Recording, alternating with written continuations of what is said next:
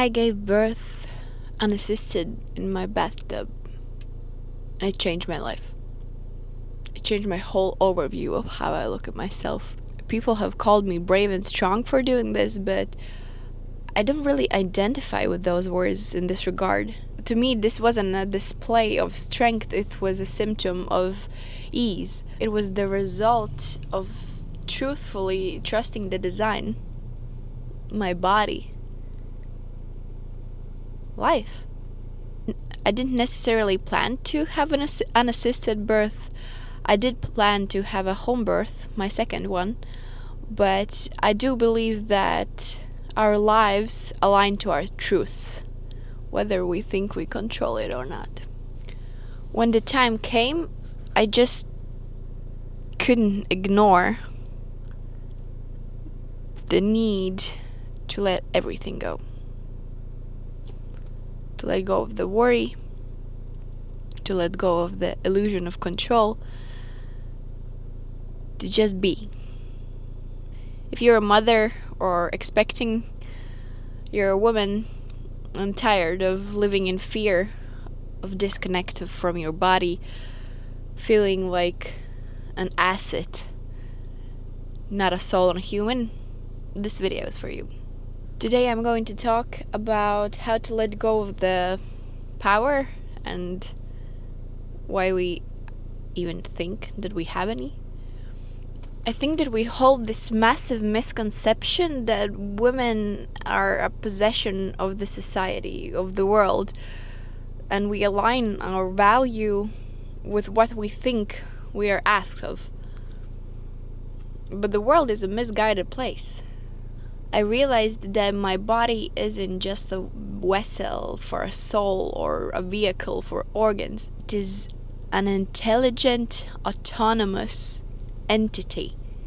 And my job wasn't to master it, to control it, to find the right affirmations. It was to align with it completely. Up until what is called a transition state in birth, I was managing. I was breathing through contractions. I was calm, steady. I was in immense pain, but I was just in a meditative state. In labor, there comes a point that you lose all sense of control. You lose your mind. You forget all of the affirmations. And you forget that this is supposed to be something beautiful. You don't see it that anymore. It becomes animalistic, raw, ugly. I think that my husband could testify to this because he actually said to me that he was afraid of my roaring. That's how I cope with the pain at the moment. At that moment, I realized that control is a total illusion. It's a dull tool that we use to hide from the shame of our weaknesses. We think that we need to regulate outcomes, to use force. What I learned is that change comes from alignment, not force or discipline. It takes more courage to be who you are and see what comes out of it than it does to play the master. And I'm not saying here be yourself, find your true self. It's more of, and I'll talk about this later, about shedding what is not yours, what is a possession of society, what is a possession of the world, what you have not created, what you have not been born with. In a world full of noise, silence becomes intimidating. We cling to the noise, the plans, the opinions, the opportunities, because that's where we find our identity. I don't think that you need to be in a birth room or give birth to find that silence.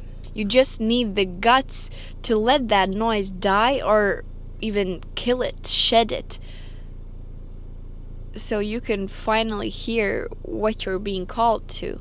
Birth is an event of beginning of a child, and a lot of people say that is the birth of mother too. The first birth, yes, you give birth to a new identity. You're a mother now. But the second birth, I feel like, is a bit overlooked. For me, It was a death of me.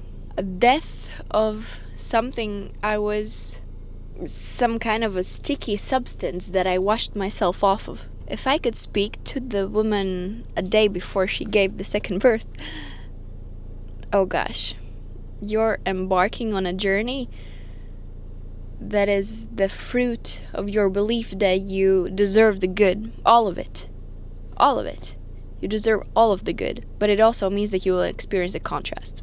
Being a woman is a gift because we feel life in better resolution, more colors, more joy, yes, more pain, but also deeper love. That day I shed a version of myself that thought that I can get by with a lie.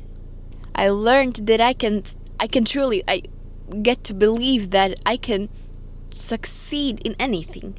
In anything. I deserve the good, all of it. Whether it's going to the gym with the baby, starting a YouTube channel, praying over my family, having the power of spirituality and health, vitality.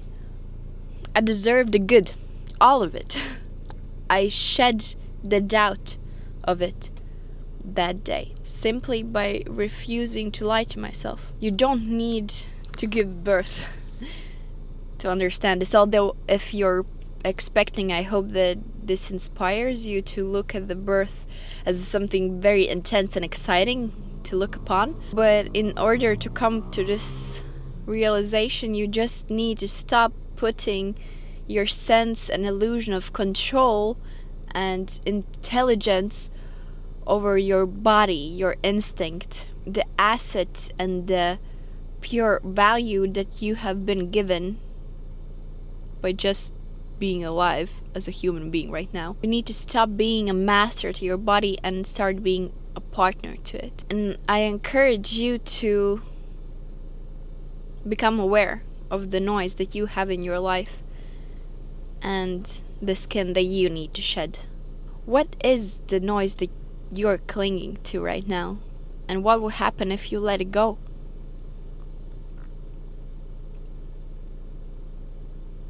I really hope that this can maybe inspire a spark, even if it's just for one woman, one person.